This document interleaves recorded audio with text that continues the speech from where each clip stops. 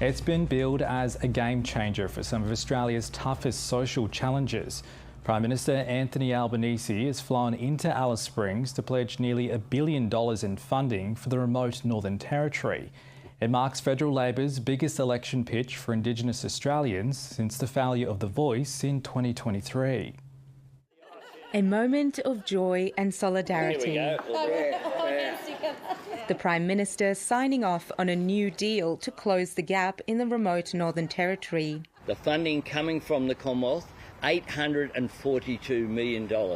It's the largest investment in remote communities that we have seen for this service delivery. A high-vis tour to the Territory. The PM announced the nearly $1 billion package pledge in Alice Springs to roll out over 6 years, marking a renewed focus on remote Indigenous Australia by Labor following the loss of the Voice referendum in 2023. This is the investment that our bush and our people need, and it will be sustainable because it is beyond election cycles. The Commonwealth yet to spell out exactly how much will go where, but promise it will bring a boost for essential services like women's safety, alcohol treatment, Aboriginal interpreters and police. We know that community safety is the #1 priority of Territorians no matter where they live. But this funding will go further than remote policing, which is critical. With the funding, a promise to bolster Aboriginal community-controlled organisations, a move long awaited by those on the ground. Get away from the piecemeal year by year, 3 by 3, or I'm talking about 10 by 10, realistically, if we're going to achieve those outcomes. We are keen to see the detail because we know the detail is when we genuinely can see that self-determination is being realised. Anthony Albanese's visit to Alice Springs comes hot on the heels of opposition leader 𝚃𝙼𝙼𝙼, who travelled to the outback town late last month, with both of Australia's political leaders making significant pledges for the Territory's 2 marginal seats. I would have loved to have seen an announcement like this right at the very beginning of the term, but I also understand that it takes time to get these things rolling. A welcome sign the Territory's challenges won't be forgotten this federal election campaign.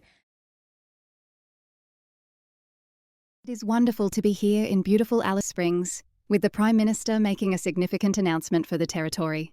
We've been working really hard together to make sure that we secure a good deal for Territorians. And this week alone, we've been able to work with our federal counterparts and the Albanese government to secure one of the best health funding deals we've ever had for the Territory, with a 30% increase in the next 12 months funding, which puts us in line with the ACT, which is well and truly overdue. But of course, the remote Aboriginal investment funding of just shy of $843 million over 6 years. It's really important for Territorians to understand what this means for them on the ground, and particularly for Aboriginal Territorians as we continue to invest in the bush. A big portion of this $843 million is around police investment in remote communities, which supports all Territorians to live in a safer environment. We know that community safety is the #1 priority of Territorians, no matter where they live. But this funding will go further than remote policing, which is critical. It will also support better health outcomes for Aboriginal people living in the bush, greater empowerment and decision-making, and of course, making sure that our remote communities are invested in. This is a significant point in time for the Territory. We welcome the funding. It's been great to work with the federal government, and of course we've got APONT here represented, and Congress as well. But we welcome the funding. It shows a good, strong working relationship between both governments. And as we continue to work together to deliver the 7 points that I've been working with the federal government on, we're really hopeful to secure more of that going forward. Of course, the Prime Minister came on board extremely quickly to secure CAISA exemptions for our police here in Alice Springs. And we've been working with Marion and Malandiri and Amanda Rishworth to work through some of the Centrelink changes we'd like to see made. We've stood up a working group between Territory officials and federal officials. And certainly the Territory would do the heavy lifting around making sure we expand referral pathways to the Commonwealth for greater income management of people who are neglecting their children, particularly failing to send their children to school. So we look forward to working with the federal government to further secure those 7 points. We've had a commitment in principle from the federal coalition, but we continue to work in good faith. And today's announcement is a significant investment by the federal government in the Territory around health, and of course, a remote Aboriginal investment. I'll now pass on to the Prime Minister, who will explain more about this fantastic outcome for all Territorians. Well, thanks very much, Leah, and it was terrific to have a good meeting with you this morning discussing the interests of the Northern Territory and working together to improve the lives of Territorians. I want to acknowledge my federal colleagues here, Marion Scrimgour and Luke Gosling, who are here. Also John Patterson from APONT, who will say some words as well. This is a great day for the Territory, and it's particularly a great day for remote communities. On my first of 3 visits to Alice Springs as Prime Minister, we knew that a whole bunch of community-based organisations were going to have their funding drop off a cliff on June 30th of that year. There wasn't ongoing funding, there wasn't that certainty. So you can't keep staff and build up that social capital that you need if you don't have that certainty. And that is why this 6-year agreement is so important going forward. Empowering Indigenous communities, providing additional funding for police services, for health, for education, for community and family services where people live, and empowering those local communities to work with government to deliver real solutions. I came here when it was just a slab on the ground, and to see the work that Congress have done here that will give them as well the stability and certainty going forward is so important. This is a tripartite agreement that we've signed today. The funding coming from the Commonwealth, $842 million, is the largest investment in remote communities that we have seen for this service delivery. Over 6 years to deliver services all about building Australia's future and making sure that people in remote communities and First Nations people are not left behind. And we want to work constructively with the Chief Minister and the NT government, but also with organisations like the Aboriginal Peak Organisations, Northern Territory, who will speak just after me. Australians want to close the gap between Indigenous and non-Indigenous Australians, and we know that we're frankly not doing well enough. And no governments have done well enough, which is why so many of the indices that will be released next week simply aren't up to scratch. So this is about doing better. This funding will deliver essential services for remote communities, including policing, women's safety, children's health, education and alcohol harm reduction. It will increase funding for Aboriginal interpreter services and deliver new funding for community development. It will strengthen support for Aboriginal community-controlled organisations and enable the transition of services from government to community-controlled over time. It will establish service hubs that deliver programs and services designed and delivered in community by community, and it will include up to 8 community development hubs, training and business hubs to support communities to access employment opportunities. This will work with our remote jobs plan, replacing the payment for doing nothing plan with actual real jobs, paying real wages, delivering real training that will make such a substantial difference. That was a centerpiece of my speech at Garma last year. It will deliver 12 children and family centres. This is about making sure that every child enjoys the safety that every child should have as an inherent right. This is about backing up families and providing the funding to do so. It does mean that more than 570 local NT remote jobs are secured to deliver these programs, making such an enormous difference. And I'll just comment on a couple of other issues as well that are related. Firstly, I met with the Chief Minister on Christmas Eve, as you do. We spent Christmas Eve and Christmas Day together at the commemorations that occurred for Cyclone Tracy, and that was an opportunity to go through the issues. With regard to Centrelink payments on alcohol-free days, payment days are spread out, of course, but alcohol restrictions, of course, are a decision for the NT government, but we've backed in those decisions, including one of my visits to Alice Springs here. One of the 3 visits, I've made 13 visits here to the Territory. We are rolling out the new remote jobs program with real jobs, and that's important regarding work and training programs. On performance audit, on federally funded programs, we want to make sure that every single dollar from the Commonwealth goes to making a difference to people's lives. We have a range of audit processes in place. If things aren't working, we'll change them. We'll intervene to make sure that the dollars go to where they are anticipated, which is improving the lives of Territorians. So we have high expectations of organisations that deliver taxpayer-funded programs. On royalties issues, The NT government is, of course, having discussions directly with the Central Land Council. We've delivered the police drones, are in operation here. We changed the CASA regulations, and that is making a difference, and the police certainly indicated that's the case. In the discussion I had with Lia this morning, she was really welcoming. We went through some of the examples of what that's happening. Regarding income management issues, we certainly accept the NT government referrals for parents who neglect children to income management. And Minister Rishworth has made that very clear. The NT government can refer adults to income management if there are any child protection concerns. And Lia and I spoke this morning about some of the regulations and changes that need to come from the Northern Territory in order to achieve those objectives. These are all important initiatives. We'll continue to work constructively. There shouldn't be any politics in this. This is about making a difference to people's lives. I know that that's Marion's approach, that's Luke's approach, and I know that that's the approach that the Chief Minister has as well. We want governments working seamlessly together to deliver outcomes. And speaking of which, I'll conclude with the $1.7 billion announcement that we made this week, just a couple of days ago now. It's been a big week.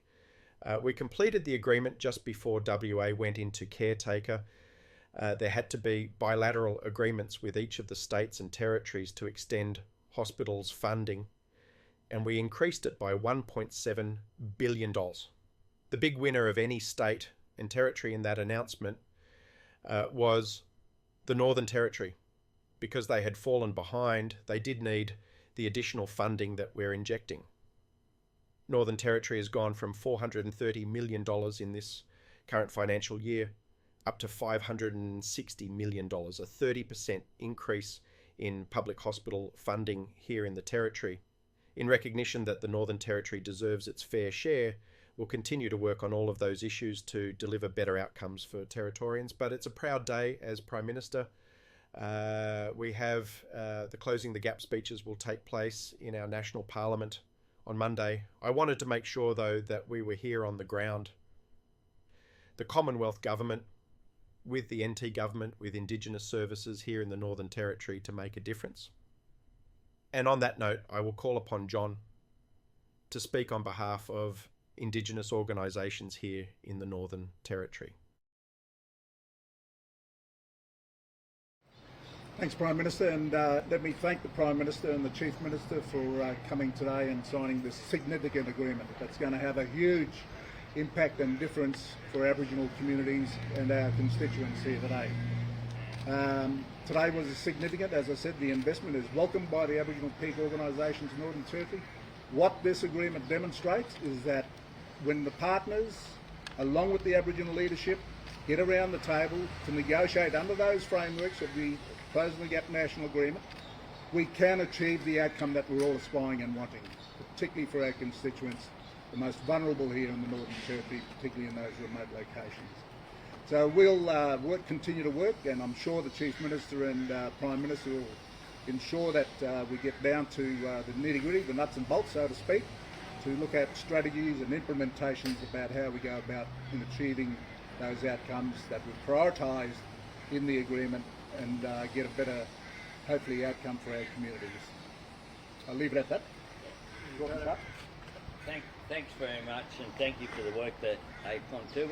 We're happy to take some questions. I know Lia's got an appointment back in Darwin, so if there are questions for the Chief Minister, maybe first, but questions for either of us on this issue firstly.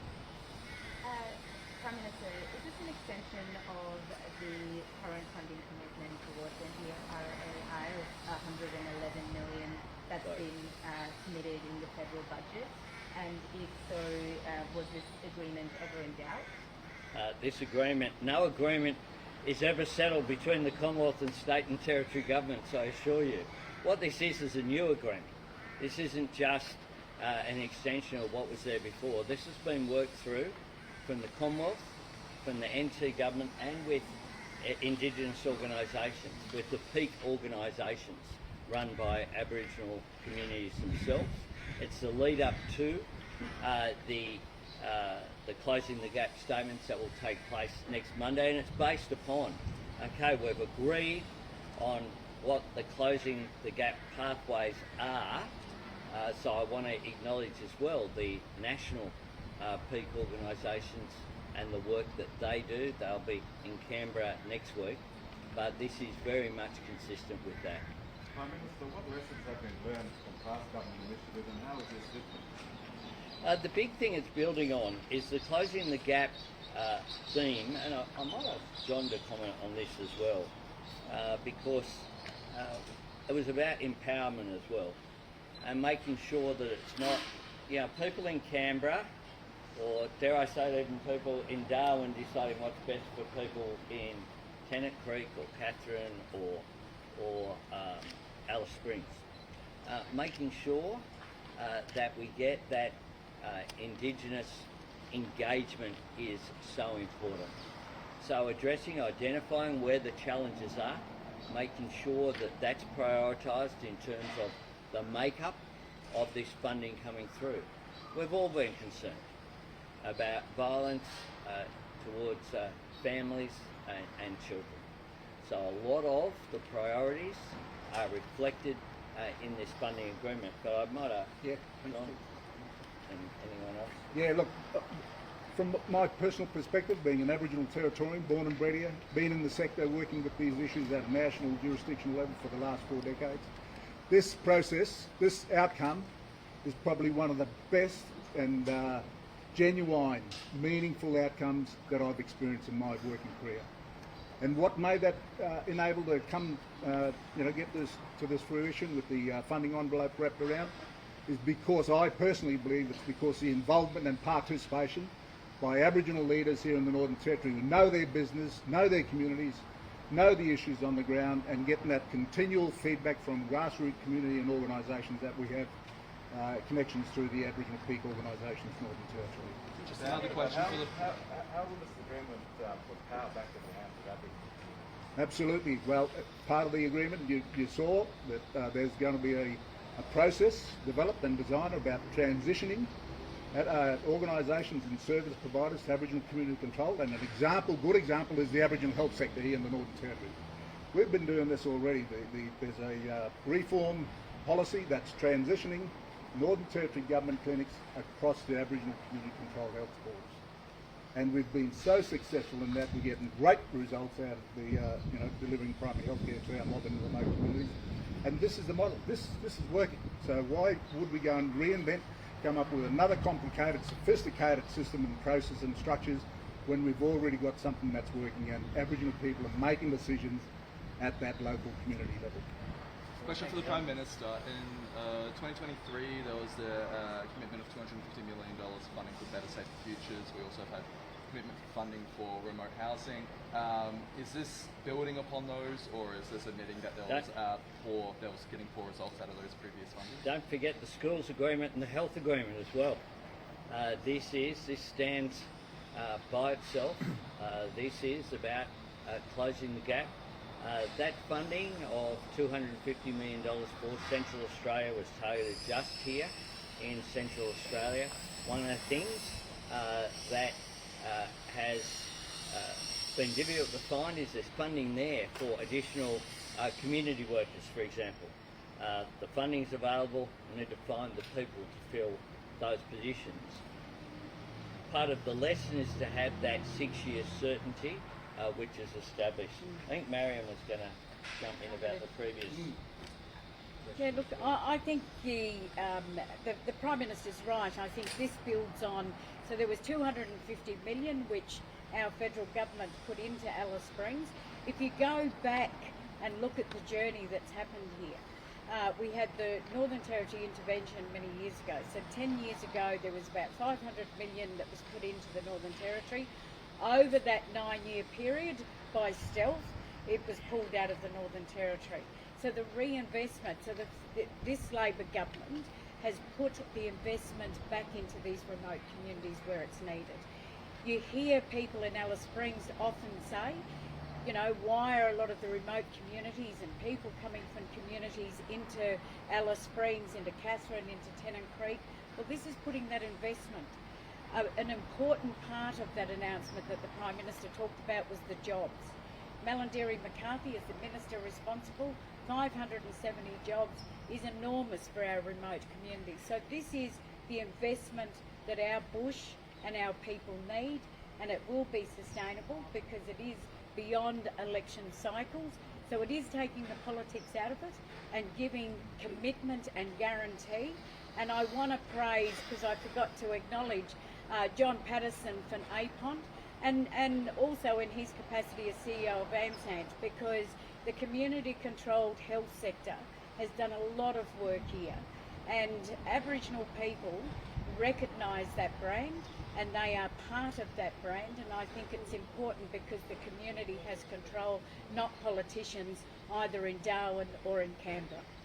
Just for the Prime Minister, again, if that's okay. Let's take a couple more questions given the... In the interest of time, I'll make this a 3-part question, but what... Well, then I get to choose which part I answer, so... Sure. Yeah.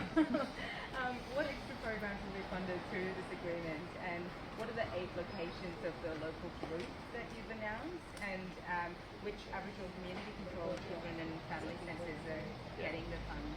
Yeah. Regarding the 8 jobs, training and business hubs, they'll be worked out with the APONT. That's part of the benefit here of what we're doing, is establishing that long-term framework, but engaging. It's not people in Canberra saying, here's what you're going to do. It's engaging with people on the ground that will make an enormous difference. And the new additional funding, this is additional funding, to be very clear. This will be a line item when we hand down our budget. 12 children and family centres will make an enormous difference. And we're already doing the measures that we're doing on dialysis and healthcare, the measures that we're doing on school funding, the measures that we announced in hospital funding is enormous as well. But this is the full suite of services, including policing, that will make a difference as well for community safety. Children's health, alcohol harm reduction. These are all things that have been worked out between the Commonwealth, the Territory and Indigenous organisations through their peak organisations, Northern Territory. Mr Albanese, would you support a visit from the UN Special Rapporteur to inspect NT prisons? Haven't given what UN people visit any thought, I've got to say. NT prisons are run by the Northern Territory Government. That's a matter for the Northern Territory Government. What protections are going to be in place to stop cuts and delays in future funding? And also, how will you make sure this isn't just another government promise that fades away? Re-elect a Labor government. Re-elect Marion Scrimgeour as the member for Lingari, Luke Gosling as the member for Solomon. That's how you stop the sort of cuts that we saw under the former government. And the approaches are very different.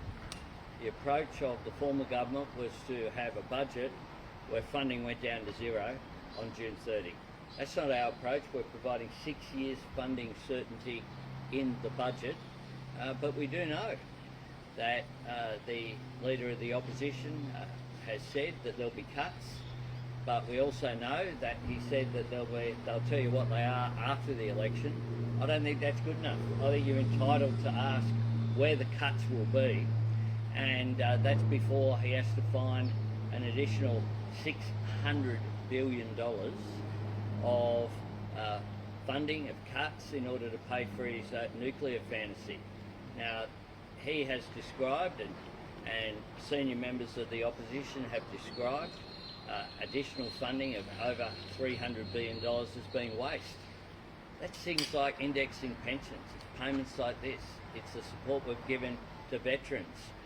Luke Gosling's a great veteran standing next to me. It's outrageous that 60,000 people were in the queue to get entitlements that they were entitled to due to their service in uniform for our nation. Mr. Prime Minister, this funding's contingent on being re-elected. Why was this funding not committed earlier? Why only a couple of months out from what potentially could be? It'll be in our budget. It'll be in our budget. It's a 6-year plan.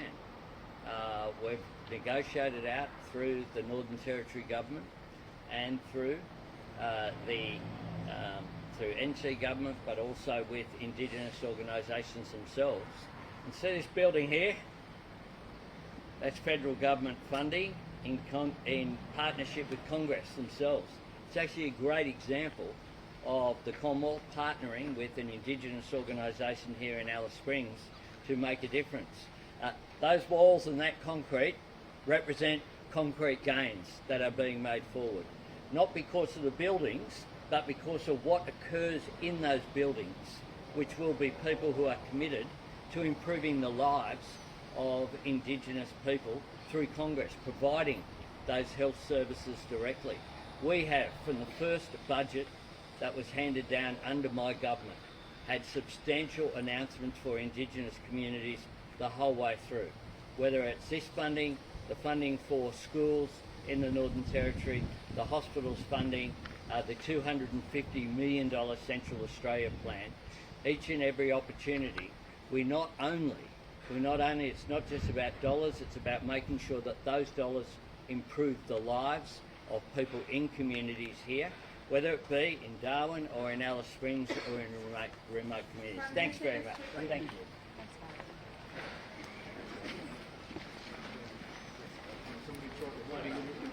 The heck got it. Well, if you have just joined us in the studio, we've got Gary Shipway, the head of news with the Northern Territory News. We've got Marie-Claire Boothby, the Attorney General, and joining us from Tennant Creek on the line is the Opposition Leader, Selena Ugbo. Now, we know that Anthony Albanese arrived in Alice Springs yesterday. The Prime Minister, well, he arrived just over a week after Peter Dutton visited the region, which, as we know, has been struggling with issues of crime, domestic violence and other antisocial behaviour. The Prime Minister this morning, joining with the Chief Minister, Lia Finocchiaro, to sign a landmark partnership agreement to strengthen delivery in remote First Nations communities in the Northern Territory. The government committing $842.6 million over 6 years to deliver the Northern Territory remote Aboriginal investment, which includes continuation of essential services for remote communities, including policing, women's safety, education and alcohol harm reduction. It is a big announcement, and most people, most seem to be on board. We've got the Chief Minister obviously there with the Prime Minister. We also know that Senator Malandiri McCarthy, Steve Edgington, Marion Scrimgeour and Dr John Patterson, all there to talk about this very significant announcement. What do we make of it? I think if you look at it, it's funding that's committed to existing programs. So these are, the organisations that receive this funding will be very happy, of course, because it gives them certainty in the way that they can continue to run their operations. So it's not like it's not really it's a not lot of new money. Really, it's money that guarantees their survivability, and so it's going to be well received. And so look, it's good. And one thing I did find interesting was one of the initiatives was for peacekeeping, which is another way of saying police force. So it's police numbers in the area. So I found that when the people start to hide that by using peacekeeping initiatives, well, that's just Indigenous police operations, which is great. Yep. But say it for what it is, and I think that represents about 2/3 of that money that's been allocated. So, but good news for the organisations that are going to receive the money. Yeah, and I think obviously the show of force right now in Alice Springs is needed. It's been in the headlines for all the wrong reasons, so it's good that finally there'll be some good news coming out of there. And of course the Chief Minister, Lia Finocchiaro, is down there with the Prime Minister. She's been calling on the Prime Minister to commit to a number of things for a plan around safety for the Territory. And so, this money is welcome, and it is for those programs which are existing, but there needs certainty, so of course it's welcome. No matter what happens, our government will fight as a Territory First government. So we'll be asking both the current Prime Minister and a future Prime Minister for all the commitments that we need. But I think those remote policing efforts is a really important part of this, as you touched on. We need to make sure our communities are safe right across the Territory. Marie-Claire, any word on whether the Prime Minister is going to commit to those other 7 key aims or initiatives that Lia Finocchiaro had raised that we know that the coalition leader, Peter Dutton, had agreed that he would go along with if elected when the federal election happens? Yeah, and I think that's one of the reasons that the Chief rearranged all of her last couple of days and today to be able to go down to Alice Springs and eyeball the Prime Minister. And I mean, she has been in conversations with him and with the senators and House of Reps in that space. But she now wants to eyeball him again and say, come on, mate, we need a commitment. You know, the opposition is committed. It's now time for you to really show how valuable the territory is for the whole of Australia. Selena, what do you make of it? I mean, obviously it is hopefully going to be a good thing and a good continuation for some of those programs that are already operating.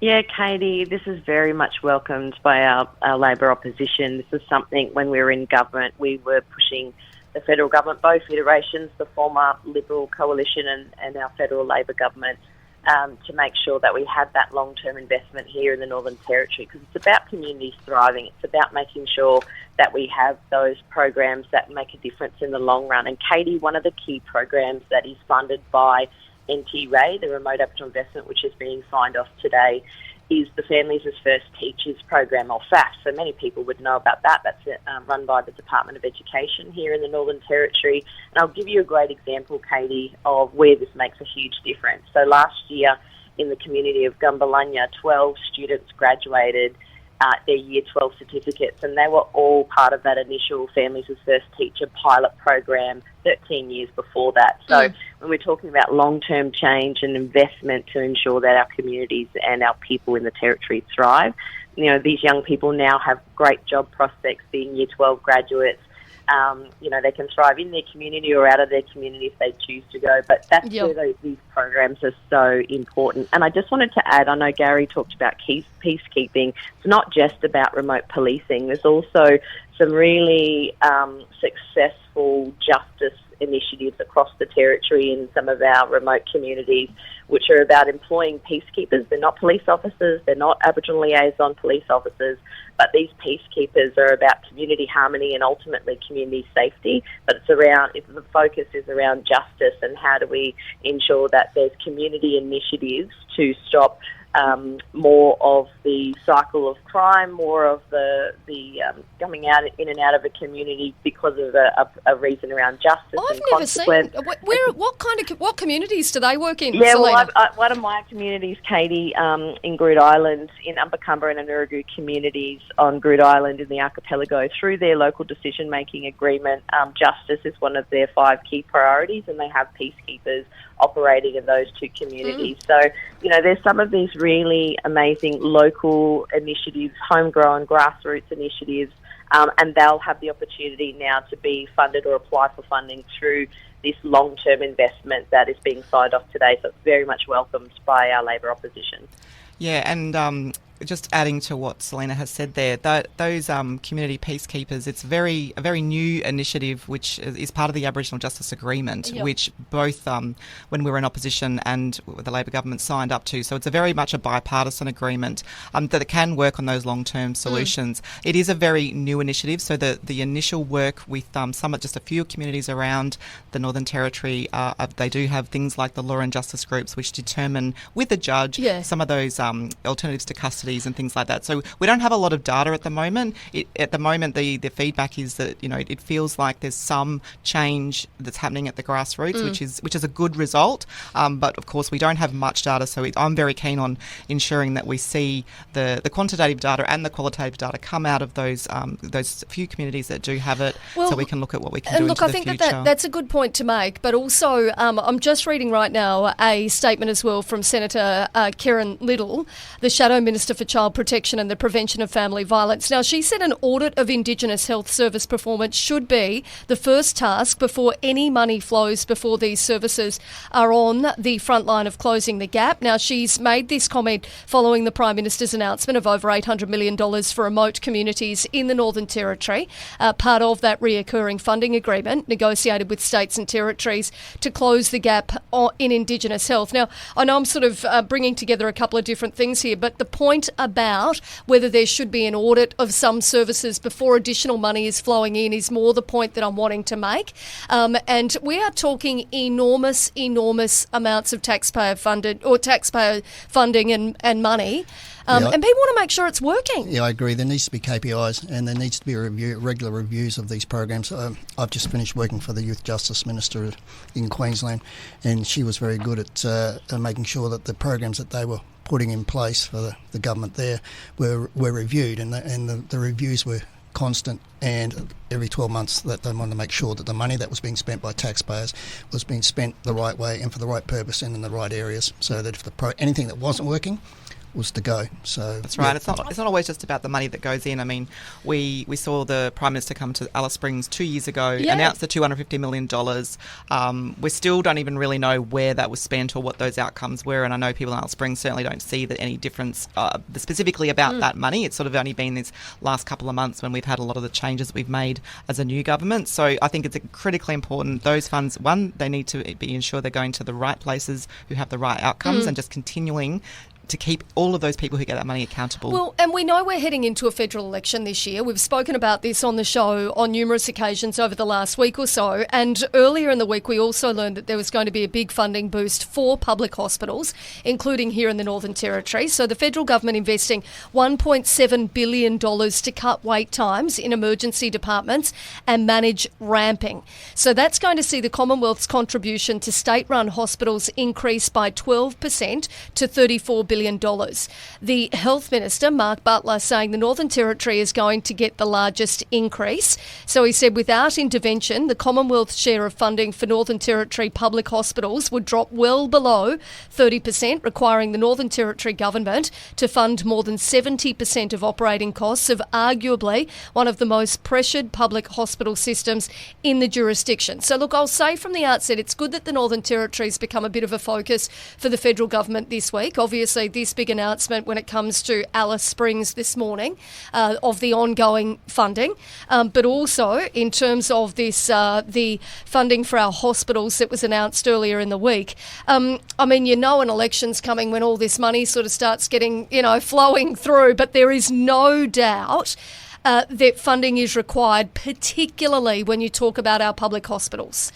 Look, I guess the thing about this $51 million is it going to reduce wait times? How is it going to be? I mean, the money will flow to the Territory government, so they'll have to work out how that's going to be implemented. And Murray, you might be able to just expand on that. But that's the thing I think people will be asking.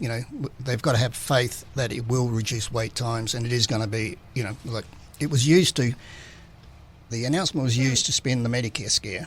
And it was also used to, we're going to protect your public hospital. So, very political in the way it was delivered, but doesn't give you detail on how it's actually going to reduce wait times. So. Well, and enable people to be able to see a specialist, to be able to get in, to actually see the medical professionals that they need to see, which we hear like every day on the text line.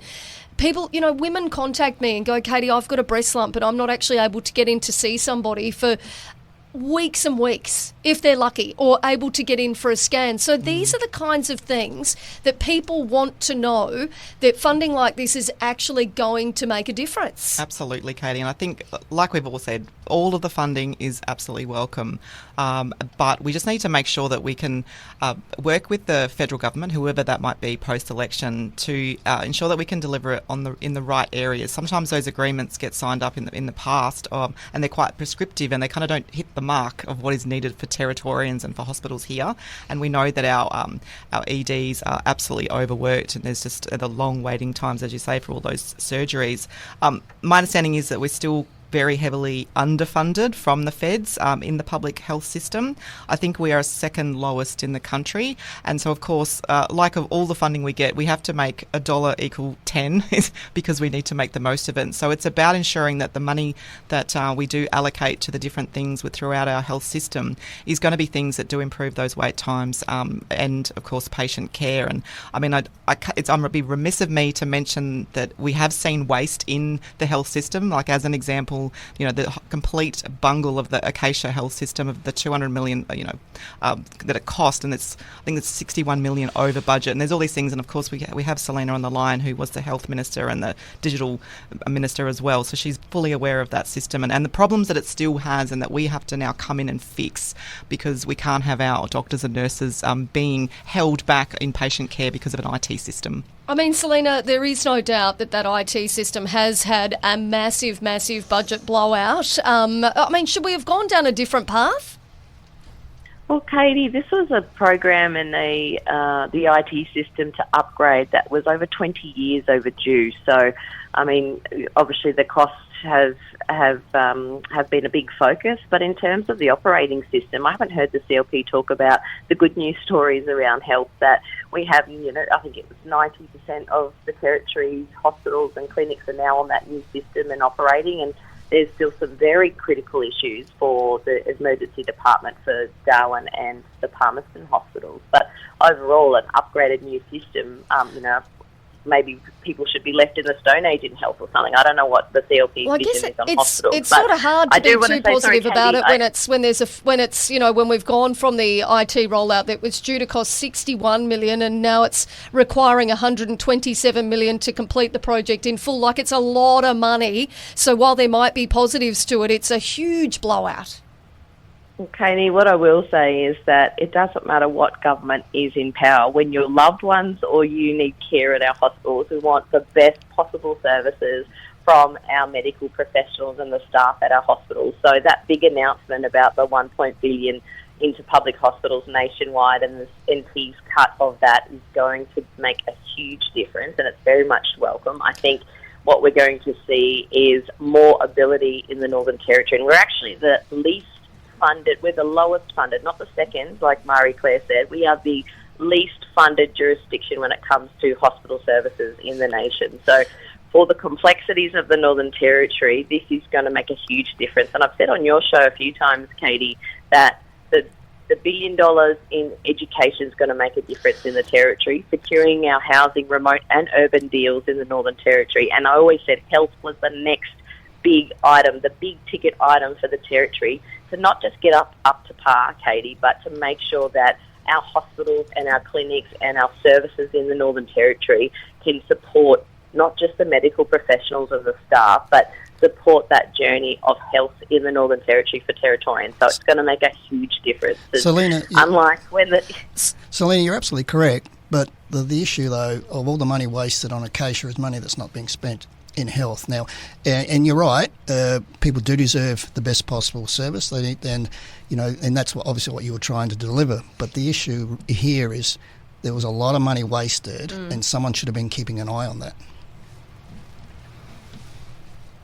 Yeah, well, spot on, Gary.